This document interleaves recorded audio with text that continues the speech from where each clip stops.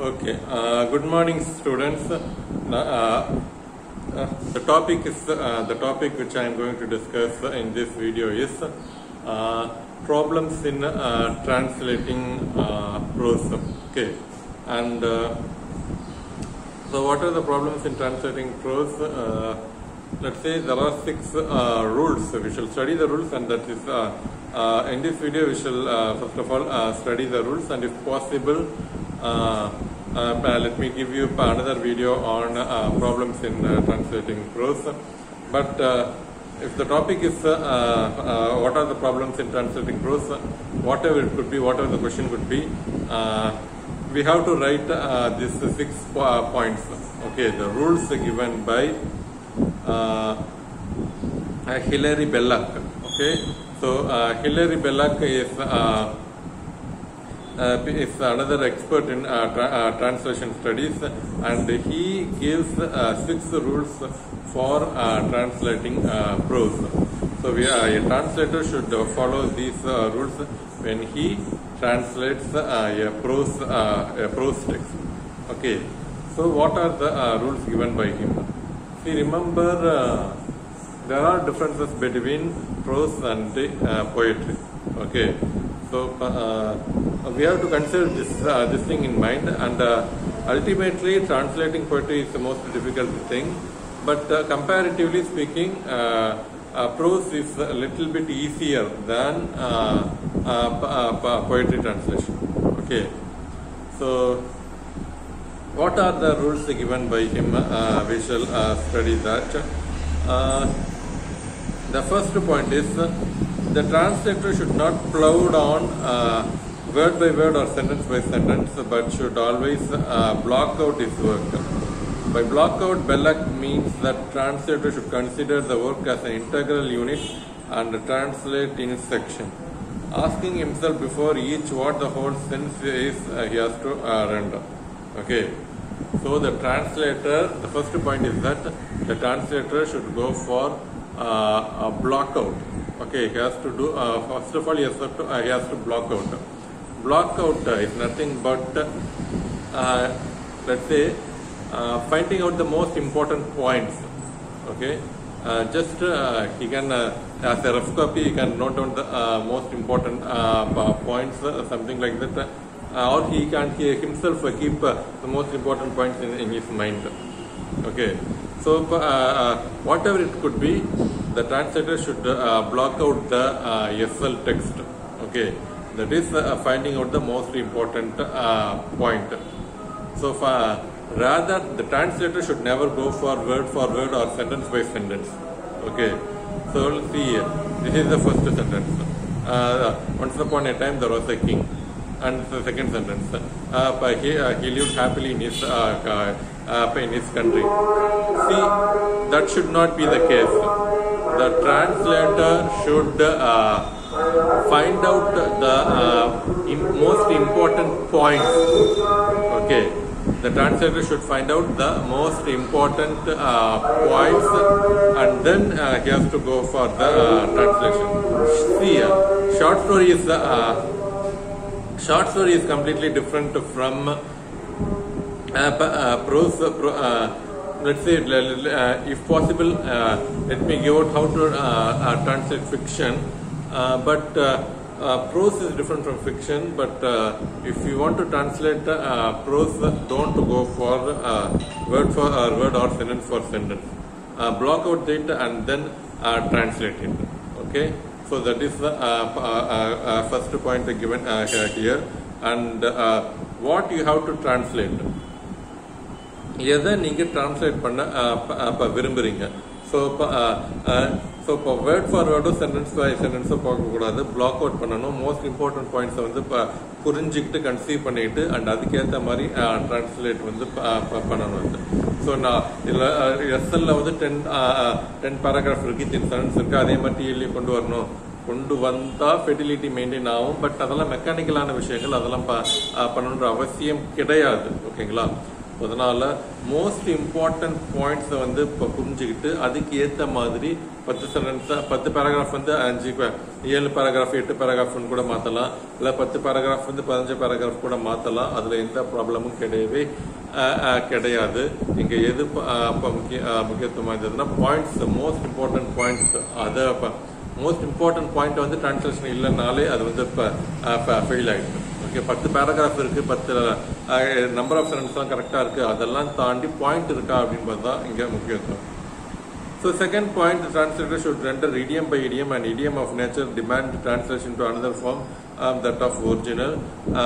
Belloc cites the case of Greek exclamation by the dog, which if he renders literally merely coming in English, coming in English, and suggests that the phrase by God is a much closer translation.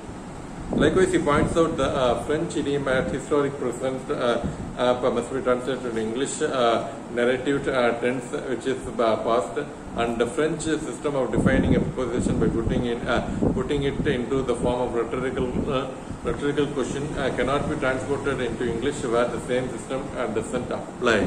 Okay. Second point is most interesting.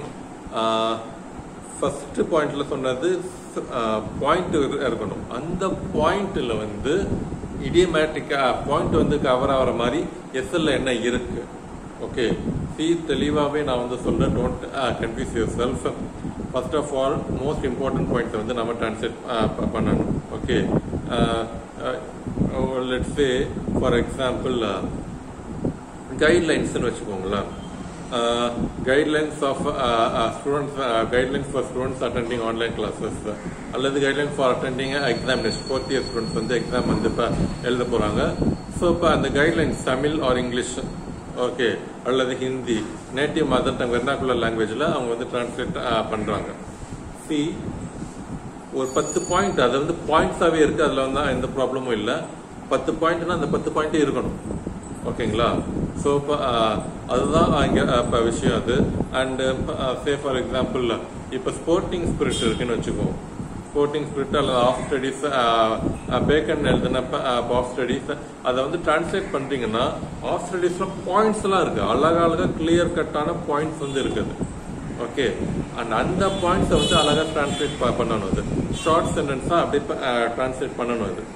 And அதே மாதிரி sporting spirit or இது advantages of having one leg அப்படின்னா, and ஒவ்வொரு பேராகிராஃப்லயும் ஒரு points இருக்கு, and அந்த பேராகிராஃப்ல ஒரு கம்பேரிசன் இருக்கு, ஒரு மெட்டஃபர் வந்து இருக்குது.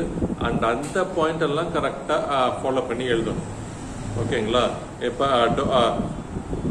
டோரிக் காலம் அப்படின்னு சொன்னா கிரீக் இது அந்த இது வந்து டிஎல்லையும் தமிழ் டிரான்ஸ்லேட் பண்ணும்போது அதுலயும் மெயின்டைன் பண்ணி கொடுக்கணும். ஓகேங்களா? So first of all points, இப்போ advantages of having one leg அதான் டைட்டிலாகவும் இருக்கு அண்ட் அதான் எக்ஸாம்பிளாகவும் இருக்கு. பாயிண்ட் வந்து என்னன்னா, இந்த லெசனுடைய மோஸ்ட் இம்பார்ட்டன்ட் பாயிண்ட் வந்து நமக்கு வந்து கஷ்டம் வந்தாலும் அதை வந்து பாசிட்டிவா எடுத்துக்கணும். இதுதான் மோஸ்ட் இம்பார்ட்டன்ட் பாயிண்ட். இதை வந்து கரெக்டா டிரான்ஸ்லேட் பண்ணணும். இந்த பாயிண்ட சொல்றதுக்காக ஜிகே செஸ்டர்டன் நிறைய எக்ஸாம்பிள்ஸ் வந்து கொடுத்திருக்காரு. அதுல ஒண்ணுதான் டைட்டிலே இருக்கு. ஸோ ஒரு காலில் இருக்கக்கூடிய நன்மைகள், நமக்கு வந்து ஒரு கால் இருந்துச்சுன்னா அதனுடைய நன்மைகள் என்ன. ஸோ இப்போ அந்த இருக்கக்கூடிய இன்னொரு காலுக்கான மதிப்பை வந்து நாம கிடைச்சிருக்க இன்னொரு காலுக்கு அதனுடைய மதிப்பை வந்து நாம அதிகமா வச்சிருப்போம். ஸோ 2 கால் இருக்கும்போது நம்ம கால் இருந்தா என்ன அப்படின்னு இப்போ கேஷுவலா இருப்போம். ஒரு கால் வைக்கும்போது இந்த காலையாவது பத்திரமா பார்த்துக்கணும் அப்படின்ற ஒரு எண்ணம் வரும். அதுக்காக அந்த ஒரு கம்பேரிசன் வந்து இப்போ ஒரு பாயிண்ட் வந்து கொடுத்துருக்காரு. இதை வந்து இப்போ கரெக்டா சொல்லணும். ஓகே, ஸோ டாபிக் வந்து ஒரு காலின் நன்மைகள். ஓகே, அப்படின்னு சொன்னா கூட தப்பு கிடையாது. ஓகே, ஸோ இப்போ நமக்கு வந்து ஒரு கால், அந்த ஒரு காலில் இருக்கக்கூடிய நன்மைகள். ஓகே, அதுல இன்னும் கொஞ்சம் யோசிச்சு இது பண்ணா ஒரு நல்லா பெர்ஃபெக்டா அந்த அதே ஃபீல் இருக்கக்கூடிய டாபிக்கும் நம்ம கொடுக்கலாம் அது.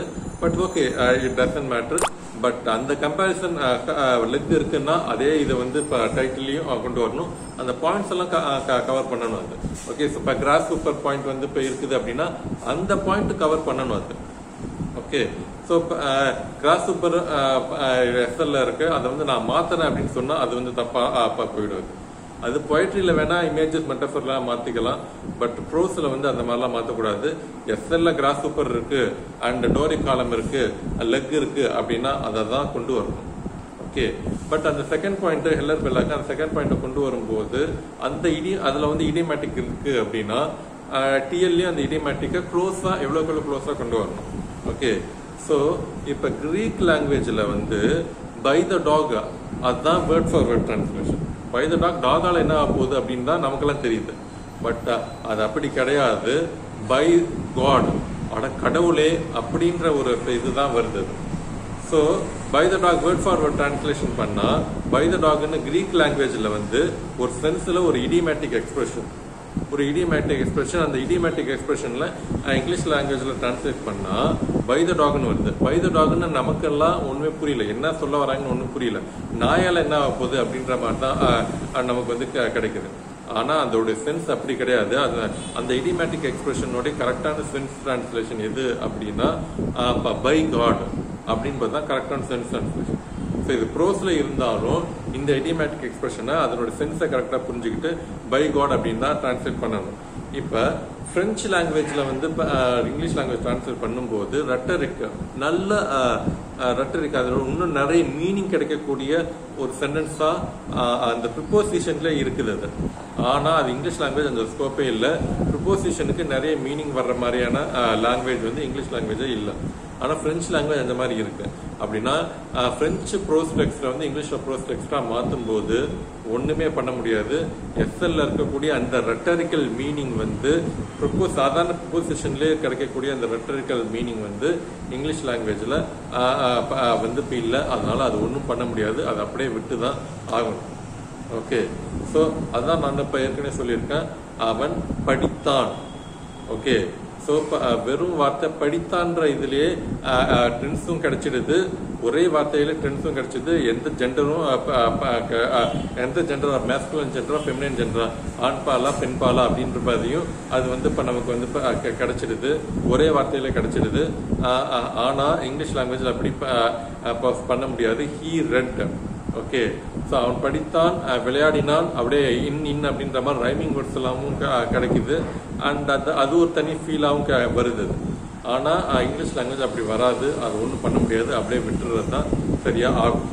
And third point, the translator must render intention by intention, bearing in mind that the intention of the phrase in one language must be less emphatic than the form of a phrase, or it may be more emphatic. By intention, Belloc seems to be talking about weight of given expression may have a particular context in itself that would be disproportionate if translated literally into that year.